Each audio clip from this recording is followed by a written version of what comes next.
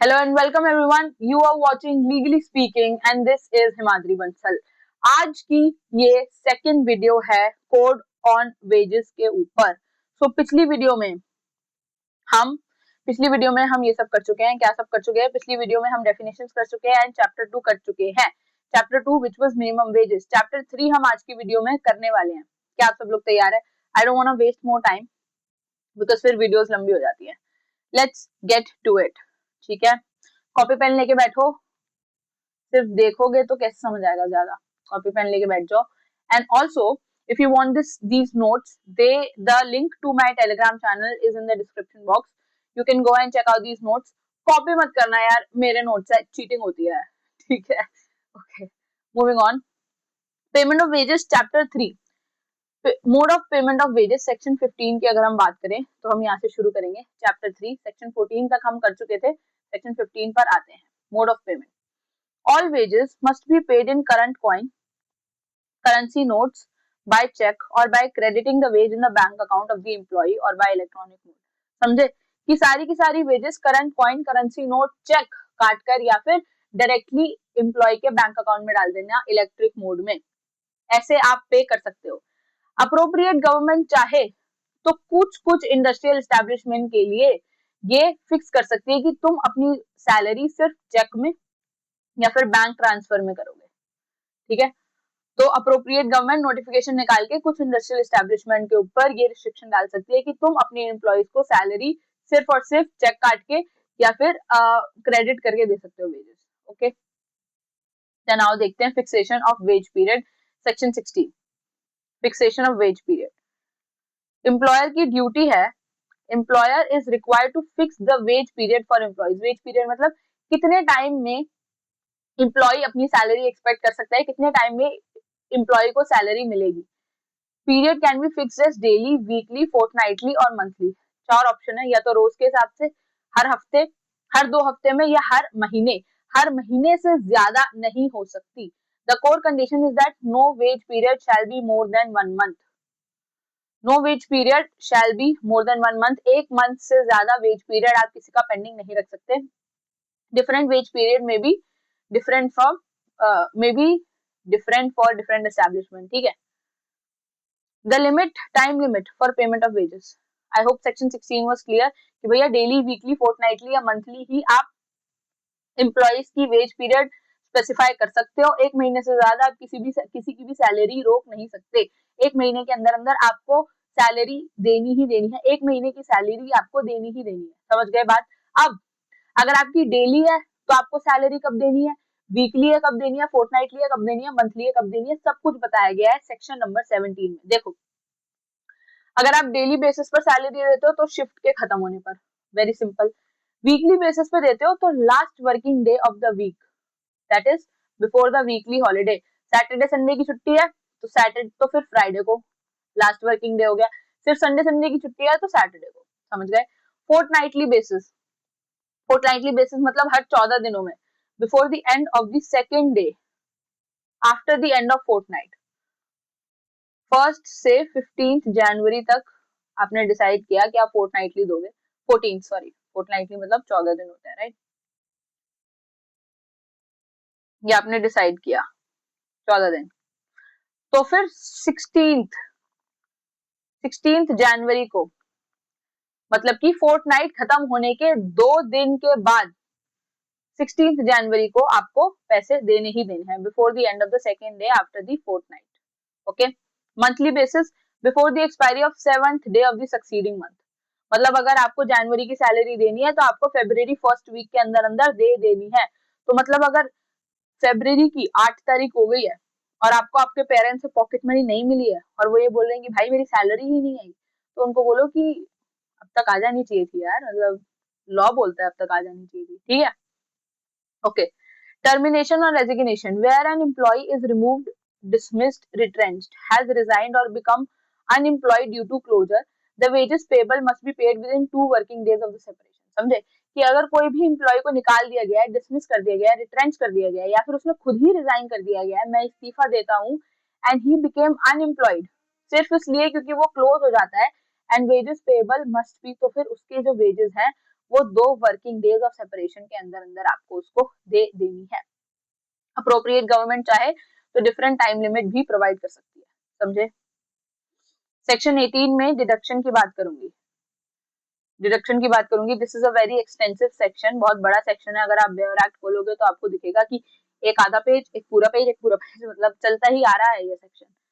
उसको क्लियर करने से पहले, उसको वर्ड बाय वर्ड डिकोड करने से पहले मैं ये जानना चाह रही हूँ कि आप समझ गए हैं ना ये, आप समझ गए हैं ना ये 15, 16, okay, 17 also.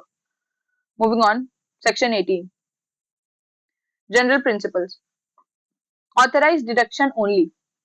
There shall be no deductions from wages except those authorized under this code. जो जो डिडक्शन इस कोड में बोली गई है वो सब तो ठीक है, वो सब तो ऑथराइज्ड है, वो सब तो की जा सकती है, लेकिन उसके अलावा भी अगर कोई डिडक्शन है तो फिर वो आप नहीं कर सकते, समझे बात को। Total amount of deduction in any wage period shall not exceed 50% of the employee's wage. Employees की 50% सैलरी से ज्यादा आप डिडक्ट नहीं कर सकते। अगर टोटल डिडक्शन 50% से ज्यादा एक्सीड करती है तो एक्सेस में be recovered in the manner prescribed by the rules. तो फिर वो एक्सेस आप उसी तरीके से निकालिएगा, उससे जब्त करिएगा जैसे रूल्स में बताई गई है बात। वैसे मैक्सिमम डिडक्शन कैप यही है कि 50% से ज्यादा एम्प्लॉइज की वेजेस से आप डिडक्ट नहीं कर सकते पैसे।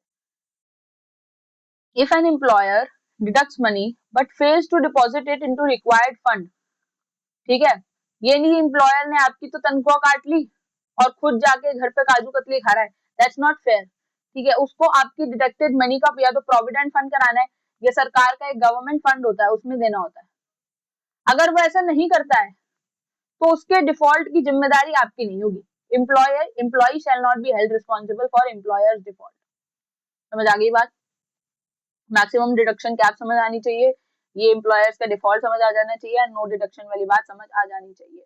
What is not a deduction, क्या डिडक्शन नहीं होगा। Loss of wages due to disciplinary action, आपके ऊपर कोई डिसिप्लिनरी एक्शन हुआ है, ठीक है, और उसके कारण आपकी तनख्वाह कटी है, ओके, देन वो डिडक्शन नहीं होगा।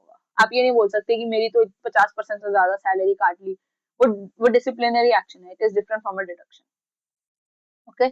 शैल not be deemed a deduction if the employer's provision satisfy the prescribed government requirement. अब देखते हैं ऑथराइज्ड डिडक्शंस क्या क्या है। सबसे पहला फाइन्स, अगर कोई फाइन है तो वो ऑथराइज्ड डिडक्शन है। एब्सेंस फ्रॉम ड्यूटी, आप काम पे नहीं आ रहे। डैमेज और लॉस, आपने काम करते हुए कोई भी ऐसा डैमेज या लॉस कर दिया है गुड्स को या मनी को जिसकी वजह से एम्प्लॉय को, नहीं, तुम्हारे निग्लेक्ट या डिफॉल्ट के कारण कोई भी डैमेज या लॉस होता है किसी भी गुड्स या मनी का। हाउस अकोमोडेशन का deduction supplied by the employer or government authority, deduction for amenities and services supplied by the employer, recovery of advances, advance को रिकवर करना, loans from welfare funds, adjustment of over payment, recovery of loans, अगर तुमने एक loan लिया है for house building तो वो deduct कर सकता है तुम्हारी सैलरी में से, ठीक है। इनकम टैक्स और एनी अदर स्टैट्यूटरी लेवाई और deduction by a court order, subscription to and repayment of advances from social security funds like PF and pensions, payment to co-op society को पेमेंट करनी है, trade union की fees है, written authorisation provided there is written authorisation from the employee के written authorisation पर ही तुम trade union की फीस काट सकते हो, क्योंकि अगर आपको याद होगा तो आपने उसमें से एक प्रोविजन पढ़ा था कि आप किसी को ट्रेड यूनियन से सिर्फ इसलिए नहीं निकाल सकते क्योंकि वो ट्रेड यूनियन के पैसे नहीं दे रहा, ठीक है। Fees can not be the basis on which you are discriminating someone in the trade union, याद है वाला प्रोविजन, मेरी वीडियो देखी होती तो याद होता वैसे आपको। एनीवेज मैं आप बता देती हूँ कि ट्रेड यूनियन से आपको कोई इस वजह से नहीं निकाल सकता है क्योंकि आपने बेसिक पैसे देने से मना कर दिया है, ठीक है। तो आप ट्रेड यूनियन की फीस किसी की भी सैलरी में से सिर्फ तभी डिडक्ट कर सकते हैं जब आपके पास उस एम्प्लॉय का रिटर्न ऑथराइजेशन है, alright. Recovery of losses sustain by the railway administration, railway administration अगर कोई भी लॉस सस्टेन करता है तो वो अपनी एम्प्लॉय की सैलरी में से डिडक्ट कर सकता है ड्यू टू, और कैसे लॉस सस्टेन कर रहा है, एम्प्लॉय की एक्सेप्टेंस, काउंटरफीट करेंसी या फिर failure to account for charges, इन तीनों बेसिस पर। Deduction for contribution to prime ministers national relief fund, prime minister national relief fund की डिडक्शन भी आपकी तनख्वाह में से ही होगी दोस्तों, okay. Return authorization. Moving on, specified deduction rule, कुछ स्पेसिफिक डिडक्शन रूल्स है, सेक्शन 18 में नहीं दिए हुए, सेक्शन 18 में सिर्फ यही सब दिया गया है। I hope everything is clear. Section 18 में से क्या क्या डिडक्शन माना जाएगा, क्या क्या डिडक्शन नहीं माना जाएगा, लॉस ऑफ वेजेस और ये सब क्या क्या डिडक्शन माना जाएगा, सब आपको क्लियर है। तो मैं सेक्शन 20 पर आऊं। ठीक है जी, सेक्शन 20 पर आते हैं। Absence for duty, absence from duty, deduction amount can not be larger proportion of the wages than the period of absence bears to the total period required work. A worker involved in a stay, एक minute, क्या deduction, let's not read it again and waste time, मैं आपको समझाती हूँ। आपके sorry, आपके working hours 8 घंटे है। आउट ऑफ दीज 8 आवर्स आपने 2 घंटे काम नहीं किया, 2 घंटे आप कहाँ थे, एब्सेंट थे, डेट पे गए थे, जो मर्जी, 2 घंटे आप एब्सेंट थे, तो आपका एम्प्लॉयर जो है ना, आपका एम्प्लॉयर जो है वो उसी प्रोपोर्शन में सैलरी काटेगा आपकी, जिस प्रोपोर्शन में आप एब्सेंट थे। तो मतलब 8 घंटे के आपको मान लीजिए अगर 10,000 रुपए मिलते हैं, तो फिर वो पर घंटे के हिसाब से कैलकुलेट करके उसको इंटू 2 करके आप उतने ही पैसे वो 10,000 रुपए में से काट लेगा। ये नहीं कि अगर आप 2 घंटे गए हैं तो उसने 4 घंटे के हिसाब से आपके पैसे काट लिए। ओके, यही इसमें इंग्लिश में लिखा हुआ है, the deduction amount can not be larger proportion of the wages than the period of absence bears to the total period required to work. अब समझ आ गया? Okay, a worker involved in a stay in strike is deemed absent. अगर वो stay in strike है, ध्यान से समझना, क्योंकि फिर आप बोलोगे कि ट्रेड यूनियन में तो बोला था कि स्ट्राइक में वर्कर सैलरी नहीं काट सकते, ऊपर से केस लॉज और बता दिया था। स्टे इन स्ट्राइक है, ओके, अगर स्टे इन स्ट्राइक है तो वो एब्सेंट माना जाएगा। ओके, डैमेज या लॉस, सेक्शन 21 कहता है कि deduction can not exceed the amount, actual amount of loss. नुकसान आपको हुआ है उससे 20,000 रुपए का, और आप कह रहे हो भाई हम तो एग्जाम्पल सेट करेंगे, हम तो एग्जाम्पल सेट करेंगे कि हमारी इंडस्ट्रियल एस्टेब्लिशमेंट को कोई हार्म नहीं कॉज कर सकता, इस वजह से हम तुम्हारे ऊपर डैमेज का फाइन लगाते हैं, हम तुम्हारे ऊपर डैमेज का कॉम्पनसेशन लगाते हैं, कितना 50,000। ऐसा नहीं कर सकते, ऐसा आप नहीं कर सकते। जितना आपको लॉस हुआ है आप सिर्फ उतना ही डिडक्शन कर सकते हो। It can not be made until the employee has been given opportunity of showing cause. और ये भी आप तब तक इम्पोज नहीं कर सकते जब तक आपने अपॉर्चुनिटी ऑफ शोइंग कॉज नहीं दे दी है। सर्विसेज रेंडर्ड की अगर हम बात करें, डिडक्शन फॉर एमिनिटीज और service like housing are only allowed if the employee accepted it as a term of employment. Deduction आप सिर्फ तभी कर सकते हो हाउसिंग जैसी, जब एक एम्प्लॉय ने उसको एक्सेप्ट कर लिया है, और otherwise and the deduction can not exceed the value of service. मान लो कि मैं एक सरकारी नौकर हूँ, वाह भाई वाह, ख्याल ही इतना मतलब एम्पावरिंग लगता है मेरे को। So let's say I am a professor, I am a government professor, and ये लोग मुझे बोलते हैं कि हम आपको फ्लैट ऑफर करते हैं, ठीक है, हम आपको गवर्नमेंट फ्लैट ऑफर करते हैं। भाई मेरे घर से नॉर्थ कैंपस इतनी पास है, ठीक है, I don't need a flat, ठीक है, I don't need a flat.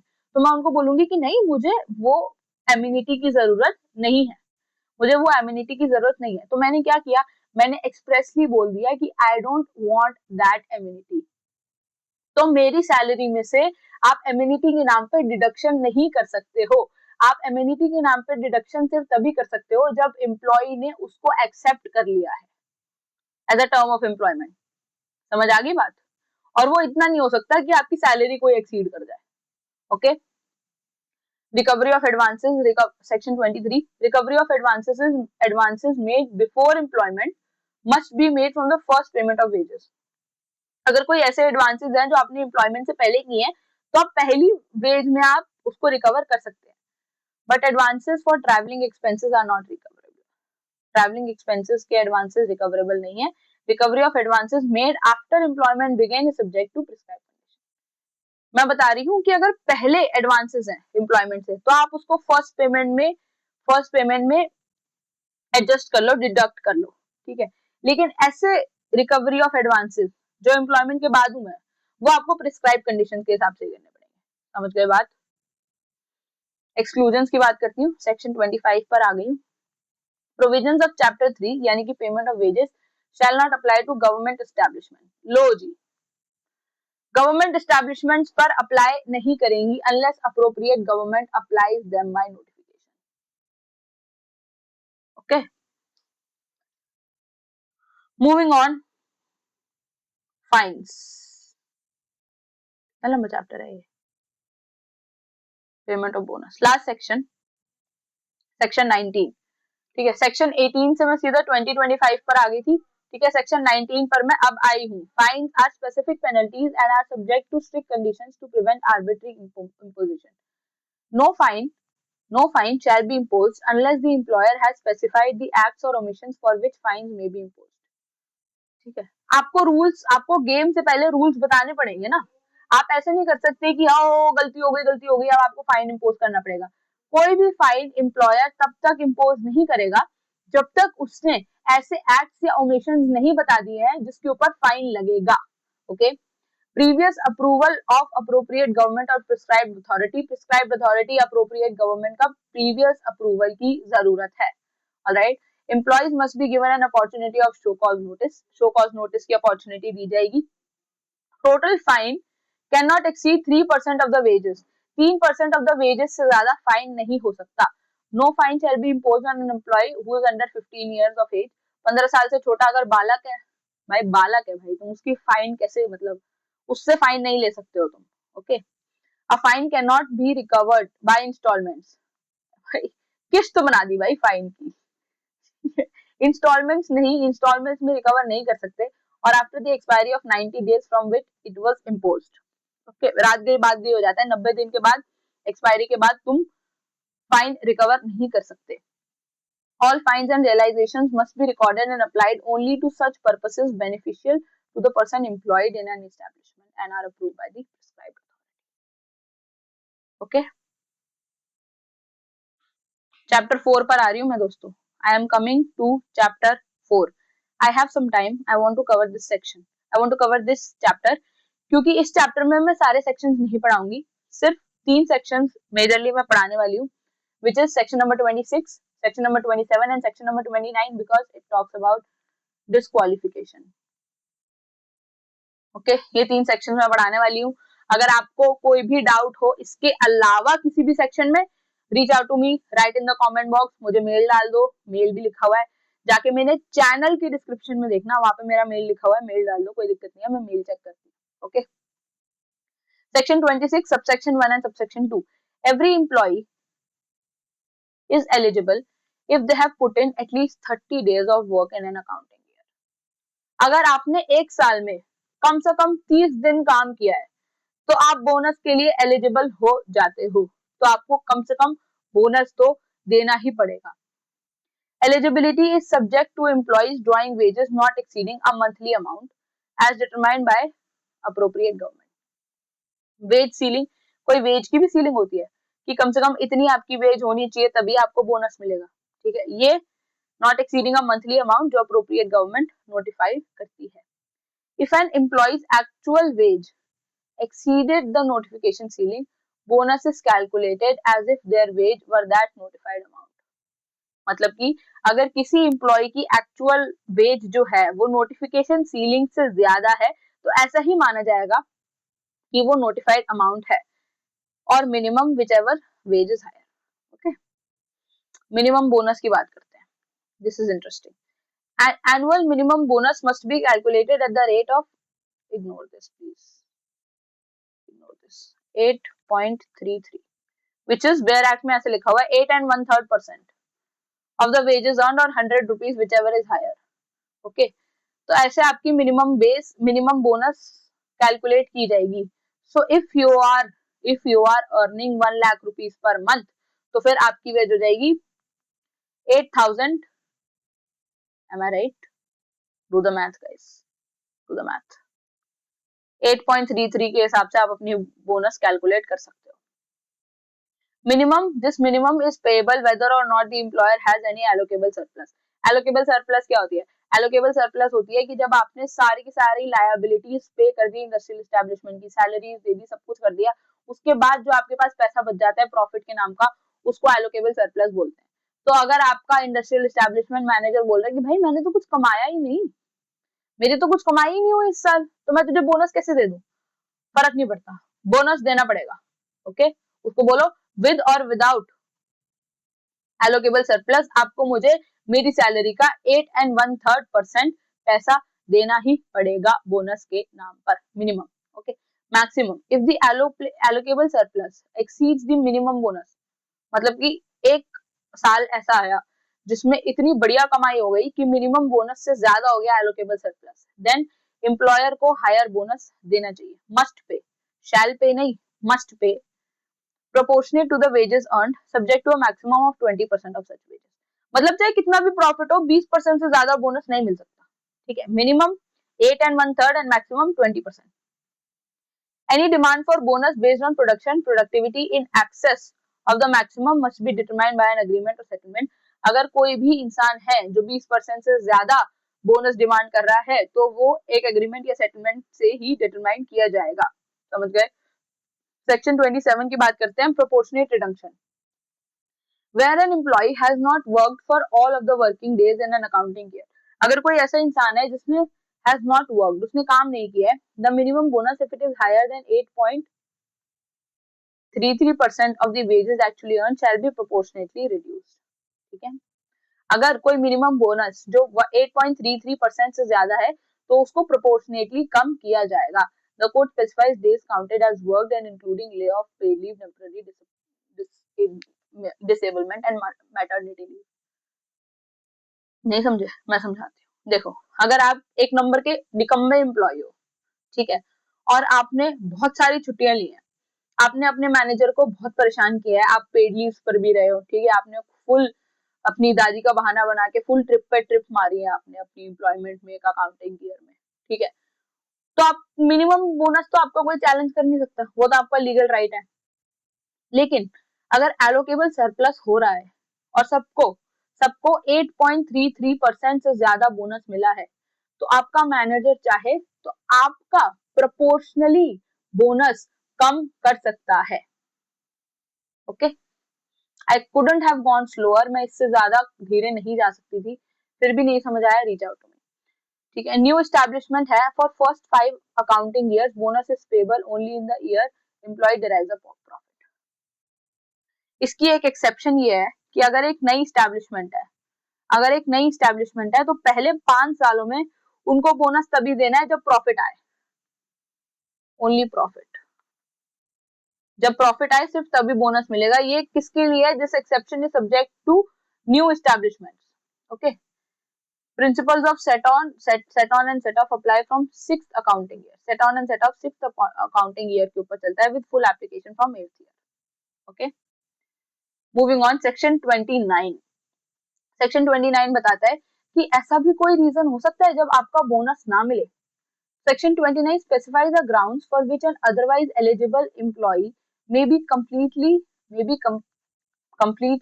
disqualified from receiving a bonus।